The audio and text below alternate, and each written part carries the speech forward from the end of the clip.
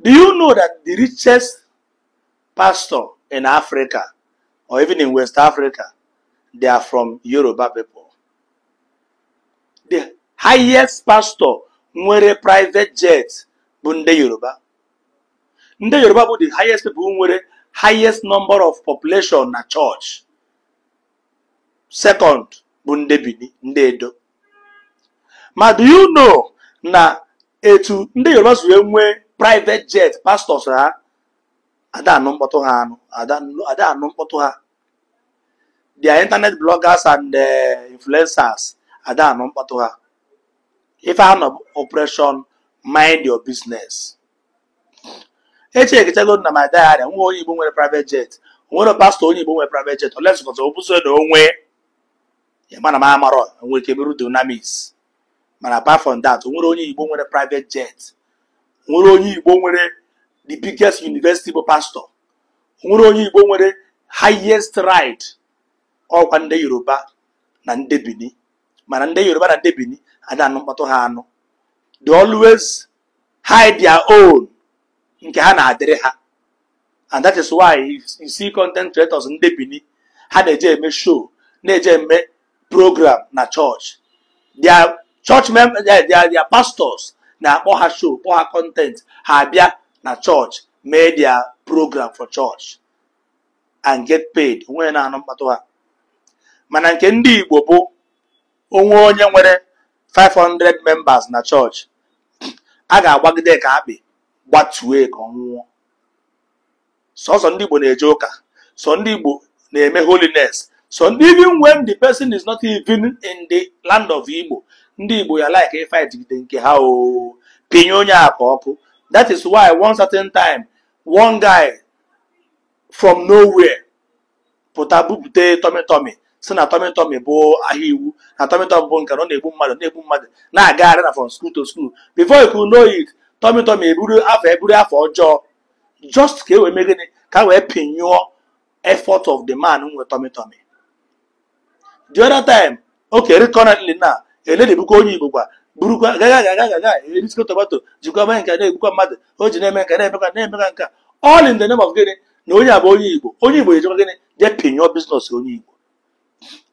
Before ifu onye Igbo na ha ewu ibe anya ọkụ maybe nọ ndị Igbo nọ in diaspora, ndị Igbo nọ America, ndị Igbo nọ Europe, ọ bụrụ ha na-ewukwa anya ọkụ mmadụ aka nwee love na ndị Igbo nọ outside Nigeria karịa ndị Igbo nọ be anya.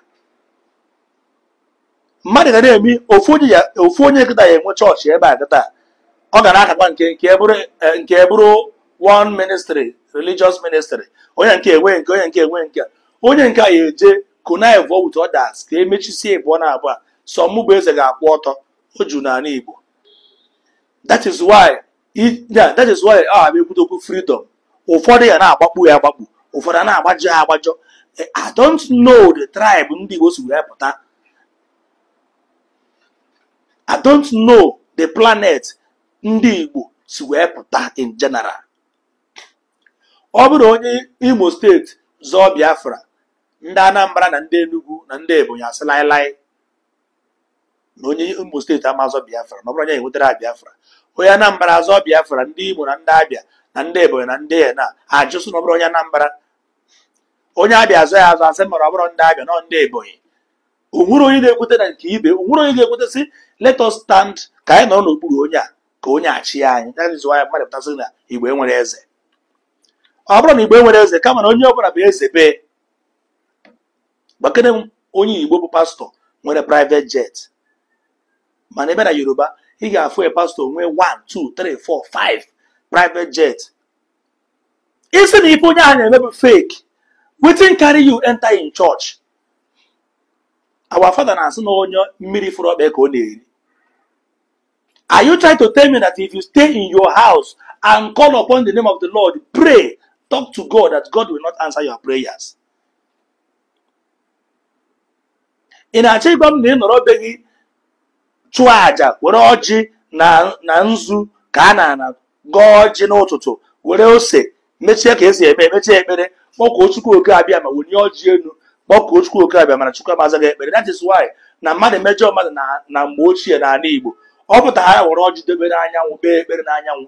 desi ekpere bụ onye ahụ ọnụ chere aja ntu a aja ana chi n'elu chisuerara si na onye a ihe mere m bụrụkwa ihe ọjọọ a na-sogharịba gị amị ọ dịkwa like that. Mana today mmadụ na mmadụ nwere ike si okwu ozugbo atụ ya na arụsị.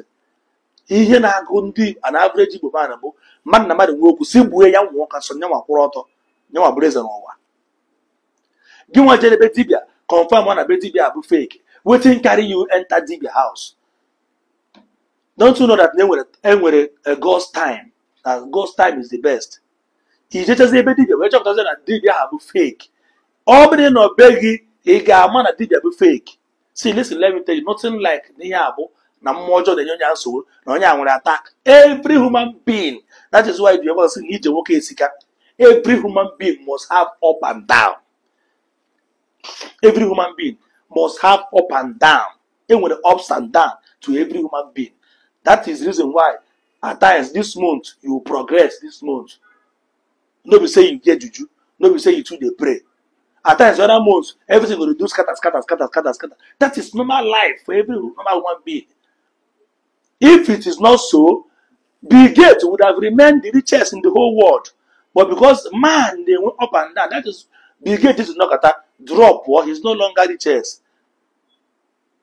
Warren Buffett, richest. No, new generation of 21st century.